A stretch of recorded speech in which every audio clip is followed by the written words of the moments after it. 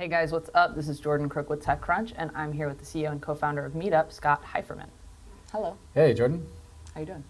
Swell. Cool. I'm glad to have you here. Thanks. What are we doing? Well, why don't you tell people, just in case they don't know, what Meetup is all about? No, you don't want to do that? No, of course. If you've been hacking away at something for 10 years and like TechCrunch readers don't know Meetup, I mean, I know, the average person on Broadway, we're at about 1 out of 7 New Yorkers is a member of a Meetup. So yeah, 6 out of 7 don't. But if any of those are looking at TechCrunch, Meetup is Meetup 6 out of 7 is like a huge user demographic for you to tap into. I think you would be more excited. Exactly. So I'm into it. Thank you. Thank you for giving me the opportunity. Thank you. Meetup is a worldwide network of local community. People find and start meetups. They use the internet to get off the internet around anything important to them anywhere in the world.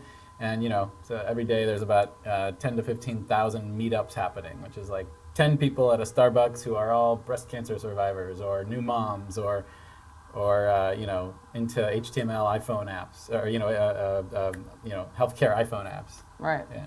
So do these people know each other beforehand? Is there any sort of friend features, or are they just meeting up with randos?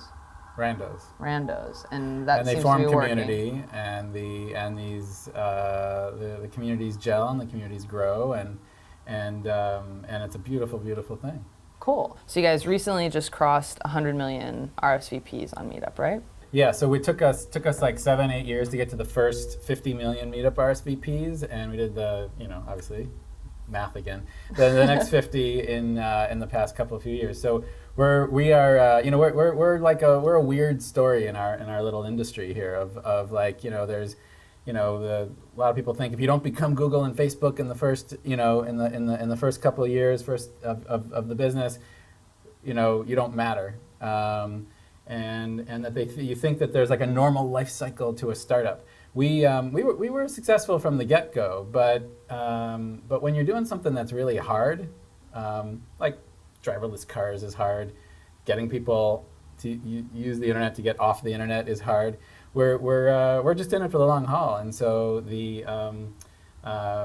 we got this vision, we got this dream. It's really clear, it's really simple, and we're just trying to pull it off. So what factors do you think contributed to the kind of like accelerated growth in the past couple of years? Does it have to do with mobile? What do you? It has to do, mobile is a big part of the story, definitely. Yep. Another big part of the story is just hitting these network density tipping points, So if you start a meetup tomorrow about something, the reason why you're using Meetup and you're paying to use the service is because so that other people find it. So in a city like New York, there's now almost 1,000 tech meetups, 1,000 tech meetup groups, hundreds of meetups a week going on about everything tech. And tech, by the way, is a tiny sliver of all meetup. But the point is that now if you want to meet up with anyone about tech in whatever city you're in, you start it on Meetup and people will find it. So the meetups become more successful when there's more people in the network and the network gets denser. So what's happening with us is that we're really the reason why we're growing so fast right now is the network is revving up and it's really getting interesting. Just from a sort of zeitgeist, how the world is turning and moving. Like the world is starting to be ready for Meetup, but it's not really ready yet. And that's a funny, fuzzy thing to talk about, but it's crystal clear true. Like this, strangers are strange.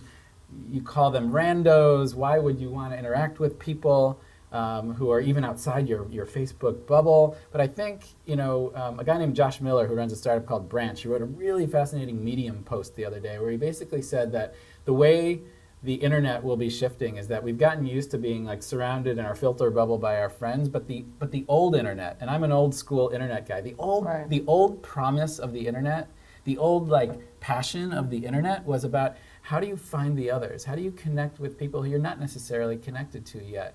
And unfortunately, that's turned into like TechCrunch shitty commenters and YouTube shitty commenters, and who the hell wants to talk to randos? Right.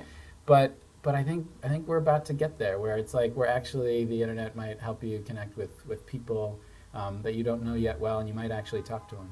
When you combine the what are your connections to strangers with these really purposeful things in people's life, I really want to talk about this book. Or whatever. I really want to talk about this book. I really want to go on some sort of advanced hike. I really want to meet other people with diabetes. I really or I really want to find the other startup founders who are in my city.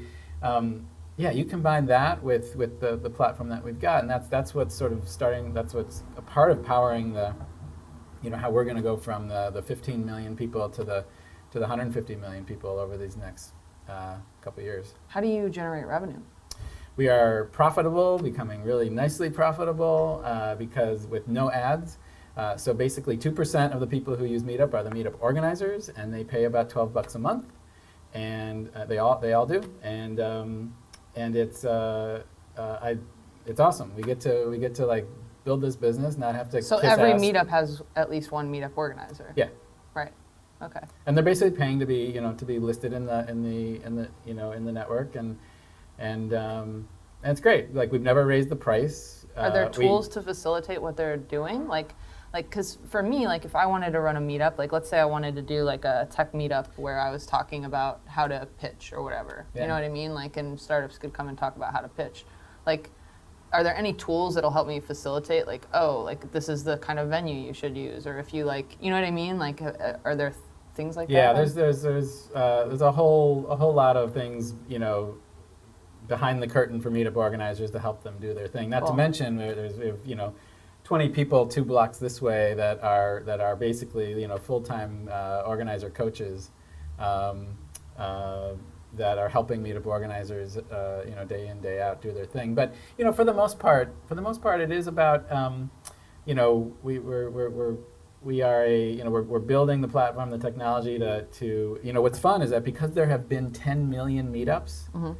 When there have been 10 million Meetups with 100 million RSVPs, there's so much interesting data, and the big wave for us is, and we're really building out this awesome data team to say we know the best place in Topeka or Paris or Ottumwa, Iowa, for you want to have that meetup of 8 women startup founders in your town. We have the data to tell you where the best place and when to have it. Cool. Very cool. How do you do that? Well, because we know where every meetup's been. Oh, so you're using your own data as opposed to tapping into others. Yeah. I thought you might have been using some clever APIs like Foursquare and stuff like that. Well, we want to get a lot better and smarter at using Foursquare API, but no, it's. You have your own data. Plenty of it. We have good data. Yeah. Especially on meetups. Yep. Yeah. Yeah. We can't tell you where to find we can't tell you where a good restaurant is, to have brunch with your friends, but we know where to have a meetup. Cool. All right. Well, thank you so much. I appreciate it. You bet. Deal. All right, guys, that's it for Meetup.